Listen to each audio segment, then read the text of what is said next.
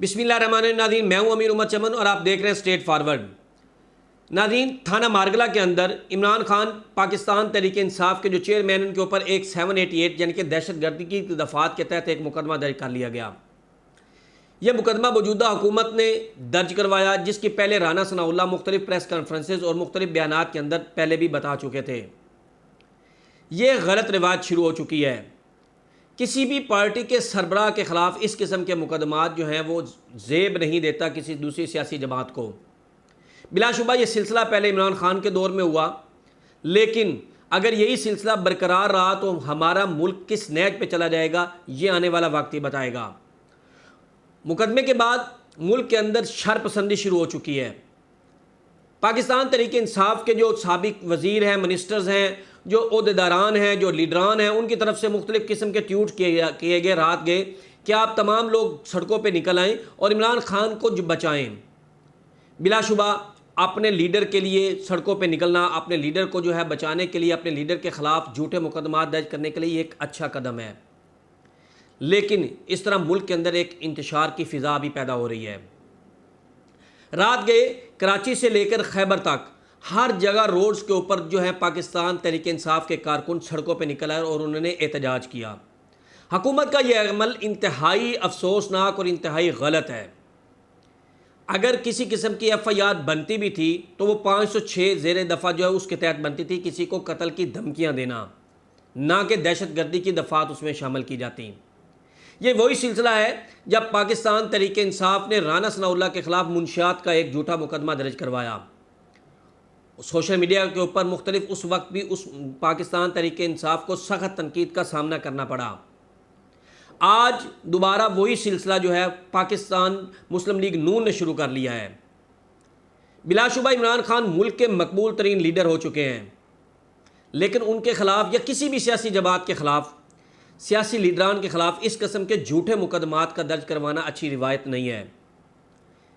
नाज़रीन, उस वक्त के मिनिस्टर जो थे पाकिस्तान तहरीक इंसाफ के, जब राना सनाउल्लाह के ऊपर FIR हुई तो उन्होंने ये भी कहा था कि मैं खुदा की कसम खा के कहता हूँ, अल्लाह को हाज़िर नाज़र जान कर ये कहता हूँ कि राना सनाउल्लाह के पास से ये मुंशियात बरामद हुई हैं। वजह जब अब उनसे यही बात पूछी गई कि उस वक्त आप ये कहते थे तो कुछ चीज़ साबित नहीं हो सकी, तो उनका यह कहना था कि मुझे न्यूट्रल्स ने उस वक्त अपने बच्चों की कस्में खा के ये बताया था कि राना सनाउल्लाह से ये मुंशियात बरामद हुई है, इस वजह से मैंने ये कहा। रावलपिंडी जलसे के अंदर इमरान खान ने यही बात कही। उन्हें कहा कि मेरे ख़िलाफ़ मुख्तलिफ़ किस्म की कार्रवाइयाँ हो सकती हैं, मुझे सियासी तनकीद का निशाना बनाया जा सकता है, कानूनी कार्रवाइयों के तहत मुझे बिला वजह फंसाया जाएगा और ये सब कुछ न्यूट्रल्स करेंगे। सियासी जमातें इस वक्त, जो सियासी लीडरान है इस वक्त, उनकी जो गुफ्तगू है वो मुल्क की आर्मी के ऊपर तनकीद की जा रही है। नाज़रीन, जब सरहदों के मुहाफ़िज़ के ऊपर उंगलियाँ उठेंगी तो हमारी सरहदें जो है वो सेफ़ नहीं रहेंगी, बल्कि हमारी सरहदें जो हैं उनको ऊपर दुश्मन जो है वो जल्द हमला कर लेगा। और जब घर के अंदर लड़ाई होती है तो बाहर के जो मुखालफिन होते हैं उनको लड़ाने में, उनको घर के अंदर जो कब्ज़ा जमाने में आसानी पैदा होती है। मेरी तमाम लीडरान से, तमाम सियासी जमातों से ये गुजारिश है कि अपनी सियासत को ज़रूर चमकाएँ, लेकिन किसी भी जगह पर पाकिस्तान आर्मी या पाकिस्तान के हमारे जो मुहाफ़िज़ीन हैं, जो जर्नैल हैं, जो हमारे लिए सारा कुछ कर रहे हैं, उनके ऊपर किसी किस्म की तनकीद ना की जाए।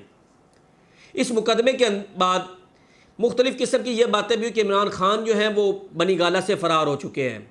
इसमें कोई हकीकत नहीं है, इमरान खान बनी गाला के अंदर ही मौजूद हैं। ताहम लोगों की बड़ी तादाद बनी गाला के बाहर भी बैठी है और मुख्तलिफ़ रोड्स के ऊपर बैठी है, ताकि अगर जो है मुस्लिम लीग नून की तरफ से या इस्लामाबाद पुलिस की तरफ से उनको गिरफ़्तार करने की कोशिश की गई तो वो सीसा पिलाई दीवार की तरह सामने बैठ जाएंगे। वो इमरान खान अपने लीडर को गिरफ़्तार होने नहीं देंगे। हुकूमत को चाहिए, शहबाज शरीफ को चाहिए, नवाज शरीफ को चाहिए, आसफ़ अली ज़रदारी को चाहिए कि वो तमाम इकट्ठे हों और इस किस्म के झूठे मुकदमात की रवायत को ख़त्म किया जाए।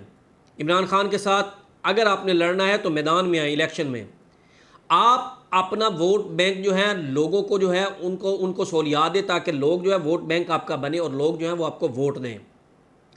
इस तरह के गलत मुकदमात जो पैदा करके आप जो है दोबारा इमरान खान को एक बहुत बड़ा लीडर बनाने की कोशिश कर रहे हैं और इन्हीं आपकी हरकतों की वजह से अवाम आपसे पीछे हट चुकी है।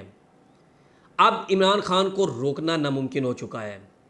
11 जमातें मिलकर भी कराची के अंदर, जहाँ पे ना तो इमरान खान गया और ना ही इमरान खान की कोई पार्टी का वहाँ पे जलसा हुआ, 11 पार्टियों ने एक गैर मकबूल आदमी को, जो कि इमरान खान के टिकट के ऊपर, जो कि पीटीआई के टिकट के ऊपर, जो कि बल्ले के निशान के ऊपर जिसने इलेक्शन में हिस्सा लिया, वो कामयाब हो गया। और उसके मुकाबले में इलेक्शन में हिस्सा लेने वाला शख्स जो उस इलाके में पहले भी सियासी कारकुन रहा है, पहले भी सारा कुछ वो काम करता रहा है, उसको उसके 50% वोट भी नहीं मिले। ये तमाम 11 जमातों की नाकामी है, जिसको छुपाने के लिए वो इस तरह के ओछे हथकंडों पे उतरी हुई है। नाज़रीन, अब पीटीआई और हुकूमत के दरमियान एक असाबी जंग शुरू हो चुकी है और इस असाबी जंग से मुल्क का नुकसान होगा।